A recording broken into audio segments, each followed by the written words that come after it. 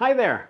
In this video, we'll be covering tools for writing a book. A tool isn't going to magically write your book. Well, a good book anyway. But these tools can empower you to write the best possible book. By the end of this video, you will learn about some leading word processor programs, all about voice-to-text transcription, and some AI tools to help you on your way. And stay tuned until the end of the video for an opportunity that I really think you're going to enjoy.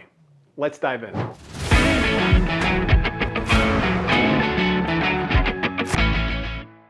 When I think about tools for writing a book, my mind goes as basic as possible. Microsoft Word and Clippy, the paperclip little mascot that was in the corner of your screen. I use Microsoft Word all the time in book writing. It's super simple, it's easy to save, it's easy to check stuff, the formatting's similar. Sometimes they throw a little AI stuff in the corner that bothers me and that, drives me up a wall. I try to not focus on that because I'm actually writing. I don't need that kind of support. But at the same time, Microsoft Word is a great tool, especially when you're going back and forth with people and need to document things. So it's good to keep a trail, a paper trail.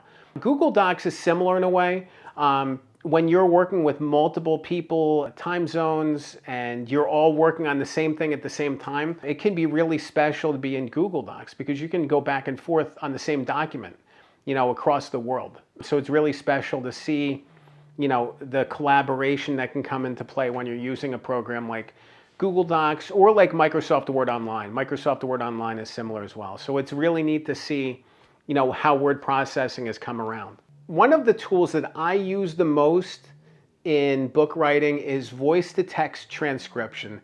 And there's two programs I use the most. One is called Adhere, and the other one is called Rev. They're both online, but they both have mobile apps. And with both of them, you can upload video files, audio files, and turn that into automatic transcription text. Rev even will allow YouTube videos to be uploaded, which is a really good tool. I know that YouTube has its own transcription, but it can just be a lot easier to have it there in this system. So I use it all the time. When I meet with clients as a ghostwriter, I will have a conversation with them, go back and forth on different topics, and then turn that conversation into automatic text. And you can do the same. If you want to walk around and just talk into an audio recorder and upload the audio or use the app or use your phone, you can take that audio and magically have text that you can then shape into chapters. It's awesome to start with words. It's awesome to have these baseline of words to work from.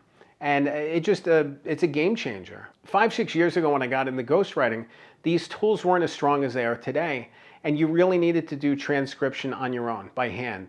It was grueling. It took forever.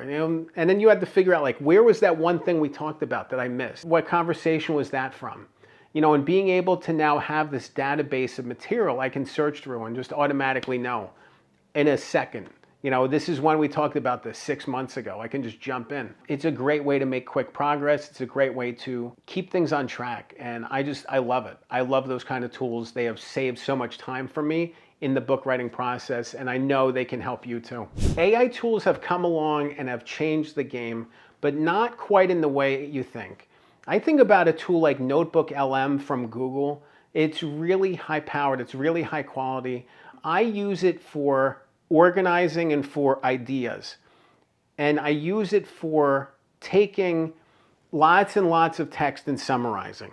If I have to analyze a PDF that's 100 pages long, I can plug it into Notebook and have it give me the baseline and have it explain to me where different things are found in the document. And then I can actually do the digging myself and, fill it in. I'm still doing the work, it's just helping me. It's an assistant and it's a tool making your effort easier. Outlining is another way that AI is great. If you plug in the ideas of a book and tell it to give you an outline, it'll have an outline in a matter of seconds. That's not to say that you're going to take it wholesale as is. You're going to iron things out, you're going to sort things out, you're going to see what you want to include and exclude from that outline, but it's an outline. It's a really good outline too, probably. It's pretty close to what you want it to be. So it's really special to see that. Another way that I use AI during the writing process is for ideas. If I'm writing a book about usage-based economics, for example, and there's a gap and I don't know a lot of things about it, I might go to ChatGPT and say, give me some ideas about this. So then when I have a conversation about it with somebody, I'm informed. I'm on top of this. This isn't about AI providing all the answers. It's about taking ideas and then building them, using them to build out the book. So AI can be a great way to generate ideas. It can be a great way to come up with counterpoints, counter arguments, or just gaps, things that you haven't thought about yet. It's great for those sorts of things. Another awesome tool is Grammarly. And Grammarly is a grammar tool. I think sometimes people over-edit, and Grammarly is responsible for this. People will over-edit with Grammarly and everything kind of sounds the same. I'm not necessarily saying you should use it for that, but I use it all the time for checking manuscripts to see if there's plagiarism, to see if there's something that's unsourced or not properly sourced. There's different ways to use Grammarly. But I also look at like passive sentences. How many passive sentences are there? Can we iron that out? Can we lower the number of passive sentences? Passive writing takes the heart out of writing. So you really want to think about cutting down the passive sentences and use more active verbs. And those sorts of tools like Grammarly can be great in pointing those things out. So there's things that Grammarly does well, but there's also things that you don't want to go all the way with, because you want your writing to sound unique and original. You want your writing to sound like you.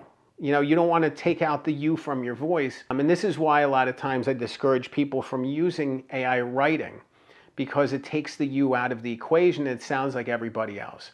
You want your book to sound unique. So find the balance, getting the most out of the AI tools without having them take away from what makes your book different, what makes it stand apart, and what makes it unique. If you want to learn more about tools for writing your book, there's a writing course that I'd love for you to check out. It's my Good Book Accountability course.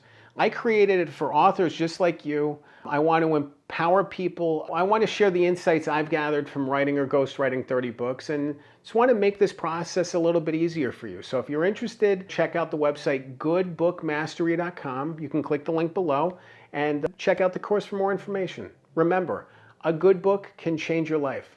I'm Dan Good. Thanks for watching.